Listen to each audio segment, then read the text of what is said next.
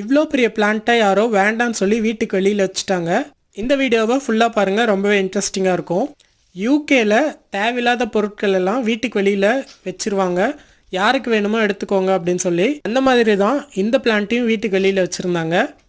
அந்த மாதிரி நிறைய பொருட்கள்லாம் கூட வச்சுருப்பாங்க. ஸோ நான் இந்த மாதிரி தான் இந்த பிளான்ட்டுக்கு வைக்கிற ஷெல்ஃபும் இந்த ஃபுட் ட்ராலியும் நம்ம கார்டனில் யூஸ் பண்ணலான்னு சொல்லி எடுத்துகிட்டு வந்தது.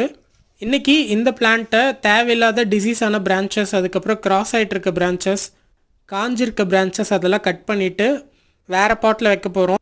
இந்த மாதிரி கட் பண்ணும்போது பிளான்ட் வந்து தேவையில்லாத பிரான்ச்சஸ்க்கு வந்து எனர்ஜியை ஸ்பெண்ட் பண்ணாது. அதுவும் இல்லாமல் நம்ம வீட்டுக்குள்ளே வைக்கிறதுக்கும் ஈஸியாக இருக்கும். ஸோ இப்போ வந்துட்டு நம்ம தேவையில்லாத பிரான்ச்சஸ் அதெல்லாமே வந்து கட் பண்ணியாச்சு. பாருங்கள், செடியோட சைஸே ரொம்பவே சின்னதாகிடுச்சு. பட் ஆனால் நல்லா வளர்ந்துடும்.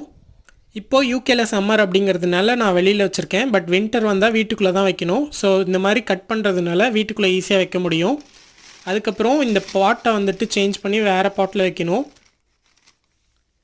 ஸோ நான் கட் பண்ண பிரான்ச்சஸ்லாம் இது தான். எவ்வளோ பிரான்ச்சஸ் வந்து நம்ம கட் பண்ணிட்டோம் பாருங்கள். ஊர்லேயே இருந்தால் இந்த பிரான்ச்சஸ் எல்லாத்தையும் ஈஸியாக வந்து மணலில் நட்டு வச்சோம் அப்படின்னா இது எல்லாமே ஒரு செடியாக உருவாயிடும். இந்த செடி வந்து என்ன அப்படின்னா ஃபைக்கஸ் பெஞ்சமினா. நம்ம வந்து நிறைய பெட்ரோல் பங்க்ஸில், அதுக்கப்புறம் பப்ளிக் கார்டன்ஸ்லாம் இந்தியாவில் பார்த்துருப்போம். இங்கே குளிர்காலம் அப்படிங்கிறதுனால ரொம்பவே சில்லாக இருக்கும். அப்படிங்கிறதுனால இது வந்து அவ்வளோ சீக்கிரமாக ரூட் ஆகாது. அதுவும் இல்லாமல் நம்ம கார்டனில் வந்து அவ்வளோவா ஸ்பேஸ் இல்லை. ஸோ அதனால் இதை நான் தூக்கி தான் போட போகிறேன். பட் ஊர்லேயே இருந்தோம் அப்படின்னா இந்த மாதிரி நீங்கள் கட்டிங் எடுத்து ஈஸியாக வந்து அதை க்ரோ பண்ணலாம். அடுத்த வீடியோவில் நான் இந்த பிளான்ட் எப்படி வேறு பாட்டில் ரீபாட் பண்ணுறேன் அப்படின்னு சொல்லி பார்க்கலாம்.